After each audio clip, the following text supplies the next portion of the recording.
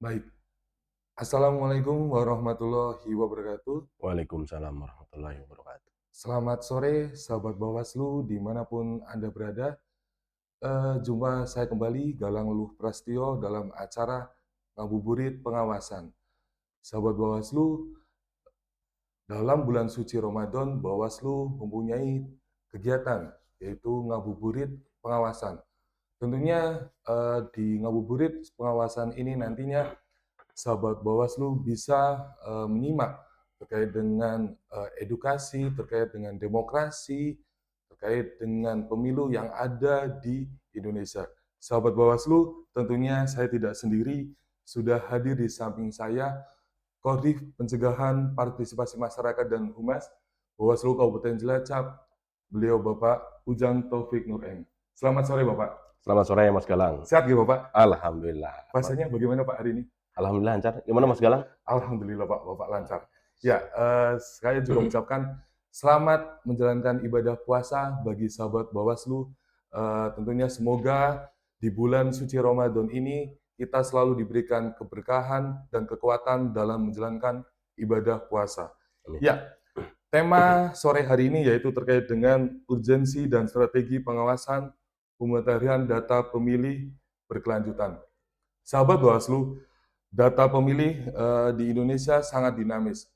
Banyak terkait dengan setiap harinya perubahan data, seperti pemilih meninggal dunia, pemilih pindah domisili, alih status, kemudian usia 17 tahun. Nah, terkait dengan hal tersebut, banyak faktor yang mempengaruhi. Contoh diantaranya yaitu belum terintegrasinya antara sistem kepemiluan dan kependudukan. Kemudian ada juga terkait dengan kurangnya kesadaran masyarakat dalam untuk mengurus administrasi kependudukan. Nah, terkait dengan hal itu sudah hadir narasumber, ya Pak, terkait dengan pemutahiran data pemilih berkelanjutan. Apa sih Pak itu pemutahiran data pemilih berkelanjutan dan apa tujuannya gitu Pak? Pemutakhiran data pemilih berkelanjutan. Ya, sebelumnya kami sapa dulu pada Sobat Bawaslu, masyarakat Kabupaten Cilacap. Ya, baik, kami akan menyampaikan terkait dengan PDPB ya Mas Galang ya. Ya, betul. Pemutakhiran data pemilih berkelanjutan. Yaitu PDPB atau pemutakhiran data pemilih berkelanjutan adalah kegiatan untuk memperbaharui data pemilih ya, berdasarkan DPT pemilu atau pemilihan terakhir, di mana data tersebut itu telah disinkronisasi dengan data kependudukan secara nasional. Jadi PDPB ini merupakan kegiatan yang dilakukan oleh KPU ya, di mana KPU ini memperbarui, dimutakhirkan ya, data pemilih, di mana data tersebut itu berdasarkan DPT pemilu atau pemilihan terakhir. Oh, Ya, oke. jadi pemilu dan pemilihan terakhir berarti pemilu atau pilihan tahun 2024. Ya, nah, kemudian data tersebut yang dari KPU itu disinkronisasi dengan data kependudukan secara nasional, yaitu yang berasal berarti dari Kementerian Dalam Negeri. Seperti itu. Nah, itu terkait dengan apa yang disebut dengan PDPB. Nah, kemudian kegiatan ini tentu memiliki tujuan. Kenapa kok PDPB ini sampai dilakukan, sampai dilaksanakan oleh jajaran KPU. Nah, ada beberapa tujuan dalam pelaksanaan pemutakhiran data pemilih berkelanjutan ini. Yang pertama adalah memelihara ya, atau memperbaharui DPT pemilu atau pemilihan terakhir secara berkelanjutan untuk menyusun DPT pada pemilu dan atau pemilihan berikutnya. Jadi DPT pemilu kemarin tahun 2024 ini diperbaharui, dipelihara. Nah, tujuannya apa? Tujuannya yaitu nanti ini untuk mempersiapkan DPT pada pemilu yang akan datang, berarti tahun 2029. Itu salah satu tujuannya. Kemudian untuk tujuan yang kedua yaitu menyediakan data dan informasi pemilih berskala nasional mengenai data pemilih. Jadi ini menyediakan data serta informasi kepada masyarakat, misalkan masyarakat ingin tahu terkait dengan data pemilih saat ini, ya, saat ini ya. Jadi bukan, ya update. Jadi bukan DPT pemilu kemarin, bukan, tapi saat ini. Jika ingin mengetahui masyarakat ini, nah ini sebagai sarana informasi kepada masyarakat bahwa DPT tersebut itu sudah diupdate, sudah diperbarui. Seperti itu Mas Kala. Baik. Terkait dengan syarat Bapak, syarat warga negara itu masuk dalam pemutahiran data pemilih berkelanjutan. Nah, itu syaratnya apa saja Bapak? Nah, baik. Jadi tidak semua warga negara Indonesia itu bisa masuk sebagai daftar pemilih Data berkelanjutan. pemilih. Baik. Nah, di sini ada beberapa syarat yang telah ditetapkan secara regulasinya atau aturannya. Yang pertama adalah bahwa warga negara tersebut itu sudah berusia 17 tahun atau sudah pernah menikah, ya, atau sudah menikah. Nah, maksudnya apa sudah menikah? Misalkan ada warga negara yang belum berusia 17 tahun tetapi sudah menikah, nah ini berarti bisa masuk daftar pemilih berkelanjutan. Nah, kemudian syarat berikutnya yaitu warga negara ini tidak sedang dicabut hak pilihnya oleh keputusan pengadilan. Karena mungkin kasus tertentu misalkan, nah pada sidang pengadilan itu hakim memutuskan, jadi bukan hanya terkait dengan penjaranya atau apanya ya, tetapi juga termasuk juga pencabutan hak pilihnya misalkan. Seperti itu. Nah, misalkan ada warga negara pada saat sidang ternyata sampai diputuskan oleh hakim termasuk pencabutan hak pilih. Misalkan ada warga seperti itu. Nah, warga negara yang seperti itu berarti tidak masuk pada daftar pemilih berkelanjutan.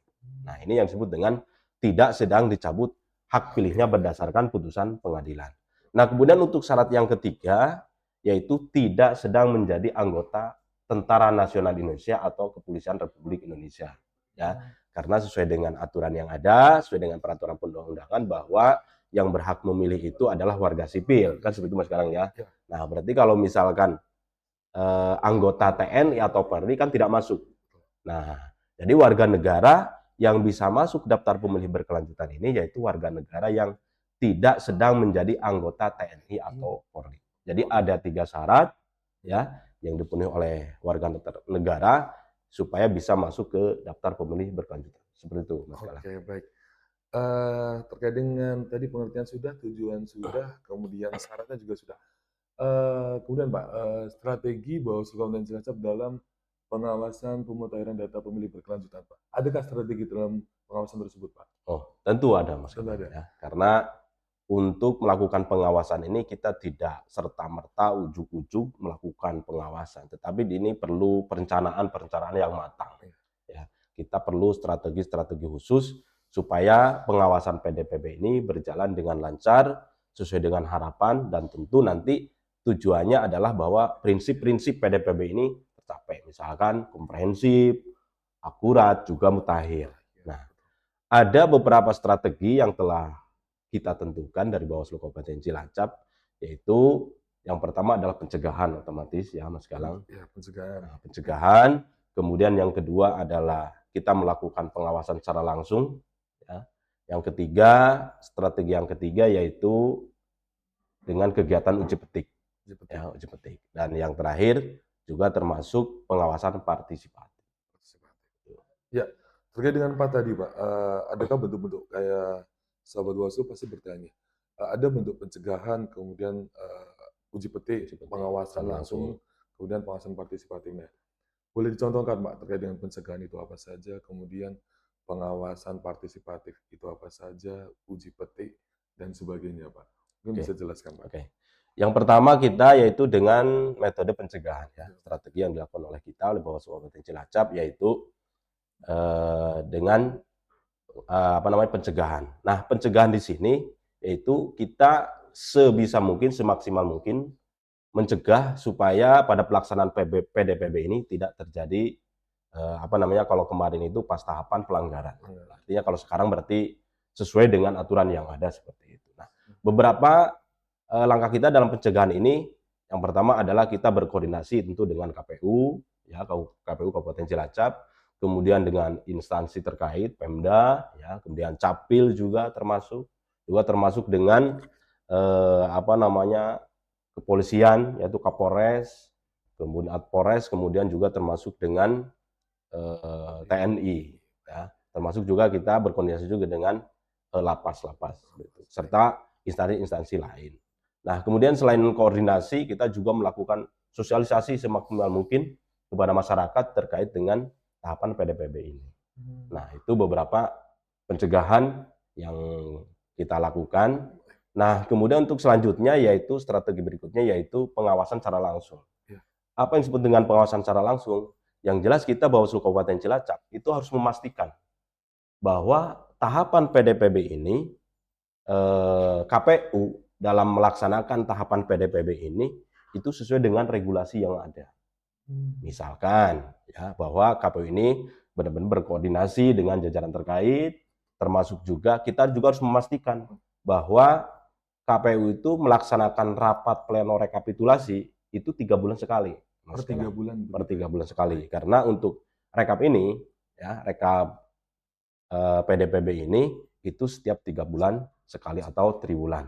Seperti itu. Nah, kemudian kita juga melakukan pengawasan secara langsung ketika rekap tersebut.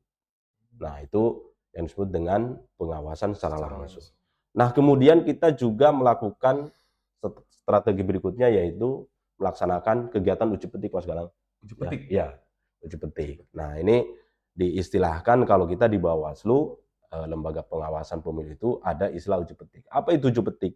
Jadi uji petik ini kita melakukan cross check ke lapangan ya, secara langsung, ke masyarakat secara langsung. Tetapi secara sampling, namanya juga uji petik. Secara sampling, kita cross check langsung ke masyarakat atau ke RT RW atau misalkan ke pemerintah desa atau misalkan ke sekolahan ya. Nah, kita nyempling misalkan masyarakat, kita menuju pada masyarakat tertentu atau warga tertentu. Nah, kita masuk ke rumah, kemudian kita tanyakan kepada warga tersebut apakah sudah masuk daftar pemilih berkelanjutan atau belum. Atau juga misalkan kita masuk ke pemerintahan desa misalkan. Nah, kita mengecek pada pemerintahan desa ya, apakah yang sudah meninggal dunia di desa tersebut itu sudah dihapus di daftar pemilih berkelanjutan atau belum. Kemudian warga masyarakat yang baru berusia 17 tahun sudah membuat KTP, apakah masuk ke PDPB atau belum. Nah, ini sebagai bentuk uji petik kalau misalkan kita melaksanakan ke pemerintahan desa. Kemudian juga kita juga termasuk melakukan uji petik ke sekolah-sekolahan, Mas. Oh, sekolah juga? Sekolah-sekolah. Ya, kalau sekolah ini apa? Sasarannya yaitu berarti pemilih pemula ya, yang kemarin belum milih 2024. Nah, sekarang kok sudah berusia 17 tahun. Nah, otomatis secara prasyarat kan sudah masuk. Nah, kita masuk ke sekolahan. Kita tanya kepada gurunya, kita minta datanya, apakah murid-muridnya ini yang sudah 17 tahun ini sudah masuk daftar pemilih berkelanjutan atau belum. Nah, kemudian yang terakhir berarti apalagi Mas Gawang? Pengawasan partisipatif. Pengawasan partisipatif. Ya, nah ini untuk pengawasan partisipatif kita jajaran Bawaslu ya tentu sangat menyadari bahwa personil kita ya, petugas kita dalam bukan pengawasan sangat kekurangan, sangat terbatas sekali karena kita ketahui bahwa jajaran ad hoc kita, Panwascam, PKD, apalagi pengawas TPS itu sekarang kan tidak ada karena di masa non tahapan. Nah, untuk itu kita sangat memerlukan sekali peran serta masyarakat untuk ikut melakukan pengawasan pada tahapan pemutahiran data pemilih berkelanjutan ini. Seperti itu, Mas. Baik, Pak. Terkait dengan peran serta masyarakat, Pak. Bagaimana sih, Pak, peran serta masyarakat terkait dengan merawat hak pilih di masyarakat gitu, Pak? Apakah dengan melapor, apakah dengan saling mensosialisasikan antar tetangga? Nah, mungkin bisa dikasih, Pak, sedikit gambaran terkait dengan peran serta masyarakat, Pak, dalam pemutahiran data pemilih berkelanjutan. Baik, terima kasih Mas Galang. Terkait dengan peran serta masyarakat ini berarti kalau kita tadi sesuai dengan strategi pengawasan PDPB itu masuk ke pengawasan partisipatif masuknya di situ. Nah, di sini bahwa peran serta masyarakat pada tahapan PDPB ini sangat krusial, sangat penting sekali ya. Karena tadi disampaikan bahwa kita tidak memiliki jalan ad hoc. Otomatis di sini masyarakat itu harus aktif ya, harus aktif.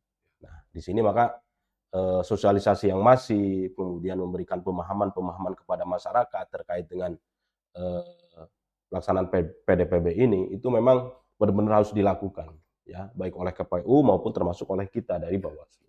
Supaya apa? Supaya masyarakat ini paham terkait dengan PDPB.